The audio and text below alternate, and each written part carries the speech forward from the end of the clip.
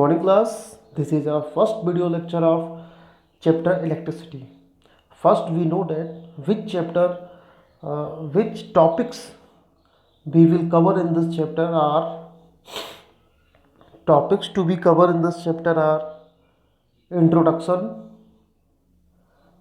charge, charges, कौन कौन से charges present होते हैं, and conductor and insulator, current, potential different, electrical circuit, symbol of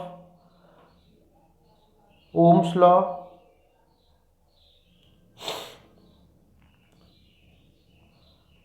resistance, factor on which the resistance depend, resistivity, combination of resistance, combination in series, combination in parallel, advantage of parallel combination, parallel resistance combination होगा यहाँ पे, and heating effect of current.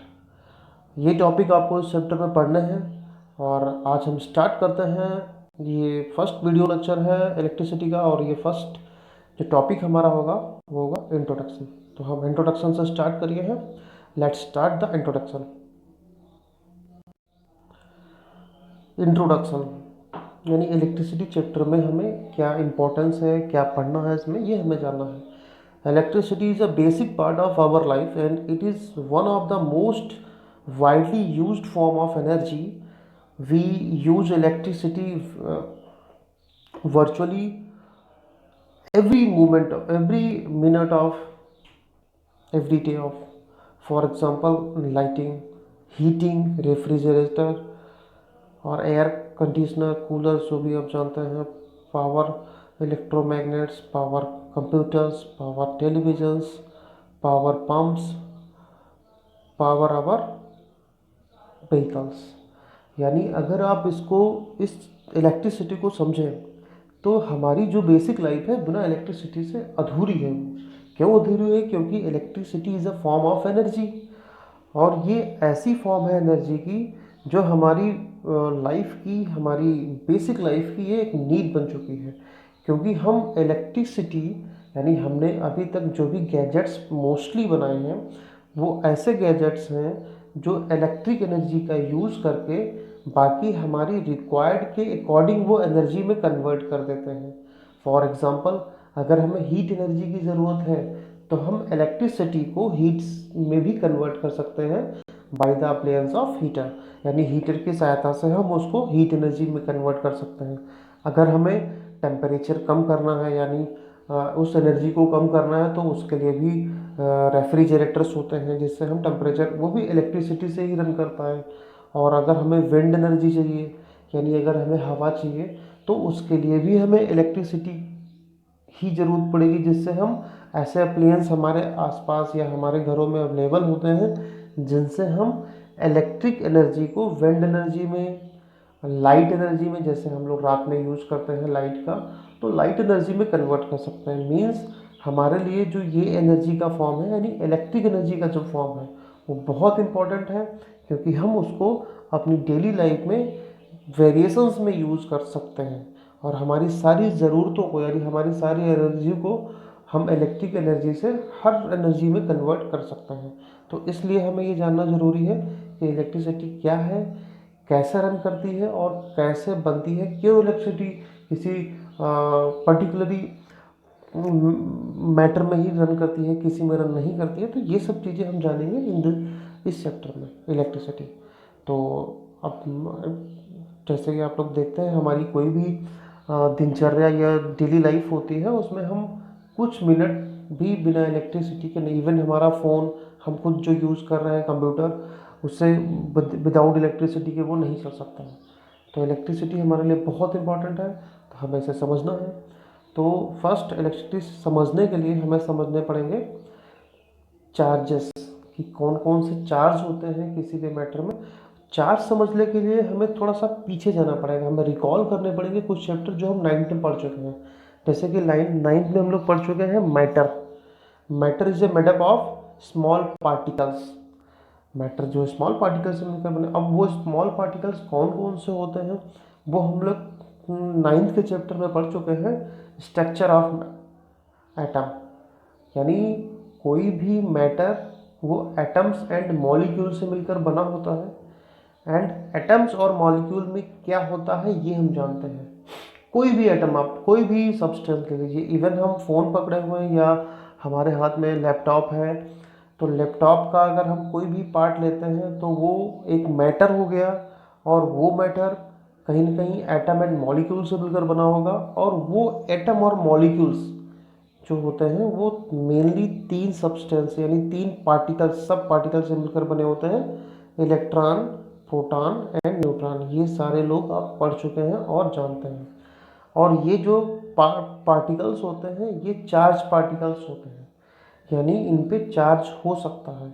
जैसे proton पे positive charge होता है, ये हम पढ़ चुके हैं, एंड इलेक्ट्रॉन पे निगेटिव चार्ज होता है। अगर हम रिकॉल करें अपने 9th क्लास के चैप्टर में, तो स्ट्रक्चर ऑफ एटम में देखते हैं कि जो एटम का स्ट्रक्चर होता है वो कुछ इस तरीके से होता है, जिसमें जो प्रोटॉन्स दिखाए गए हैं वो proton and neutron different colour में है, सेंटर में होते हैं, जैसे कि ये दिखाए गए हुए हैं। इसमें से ये प्रोटॉन है and green neutron and blue is electron. यानी कोई भी एटम ये सिर्फ तीन चीज़ों से मिलकर ही बना होता है, तीन सब पार्टिकल से मिलकर बना होता है, इलेक्ट्रॉन, प्रोटॉन एंड न्यूट्रॉन। इनको हमें समझना है कि इन पे कौन कौन से चार्ज होते हैं। हालांकि हम 9th में डिटेल में पढ़ चुके हैं, इलेक्ट्रॉन पे पॉजिटिव चार्ज होता है एंड न्यूट्रॉन पे कोई चार्ज नहीं होता है, ये न्यूट्रल होता है, एंड प्रोटॉन पे पॉजिटिव चार्ज होता है। तो ये हमें समझना है कि ये चार्ज क्या करते हैं, कैसे। एक्चुअली इलेक्ट्रॉन्स जो होते हैं वो एटम के चारों तरफ रिवॉल्व करते हैं, एंड प्रोटॉन और न्यूट्रॉन बीच में होते हैं। तो अब हम जानते हैं कि प्रोटॉन पे, ये तो अभी हमने जाना कि प्रोटॉन पे पॉजिटिव चार्ज होता है एंड इलेक्ट्रॉन पे निगेटिव चार्ज होता है।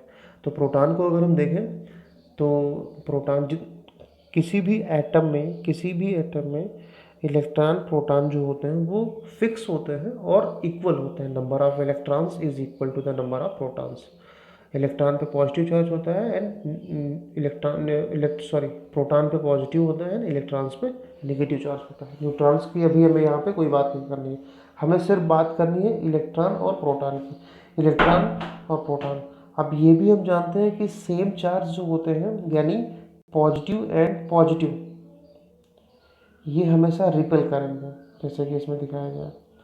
यानी जो लाइक चार्जेस होते हैं, same charge, like charges always repel, negative negative repel करेगा, यानी एक दूसरे से दूर भागेंगे अगर हम इनको पास में लाते हैं।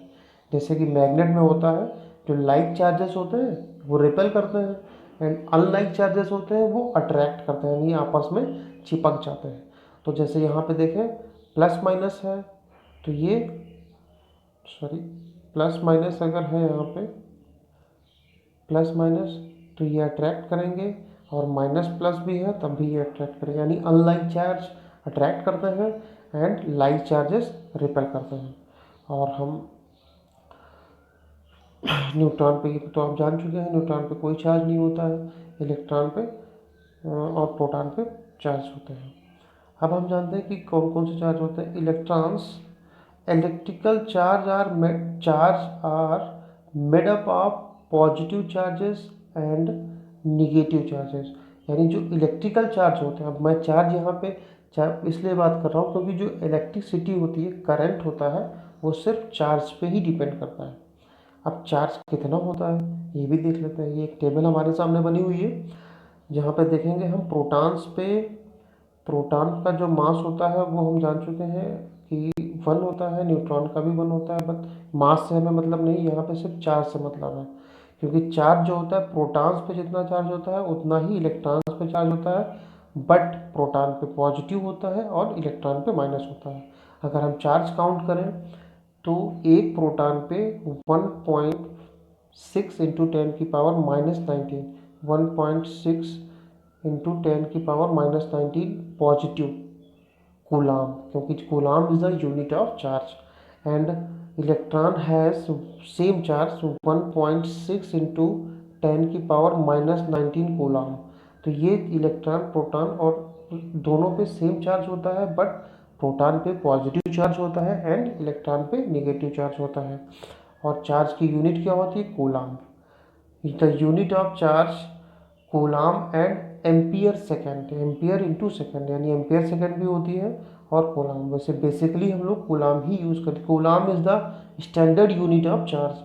1 coulomb of charge is equal to the electron और प्रोटॉन, यानी 1 coulomb charge is equal to the 1 proton और 1 इलेक्ट्रॉन। तो ये हमारा यहाँ पे चार्ज खत्म होता है। नेक्स्ट टॉपिक हमारा रहेगा कंडक्टर्स एंड इंसुलेटर्स। तो ये हम कवर करेंगे नेक्स्ट वीडियो लेक्चर में। Thank you so much.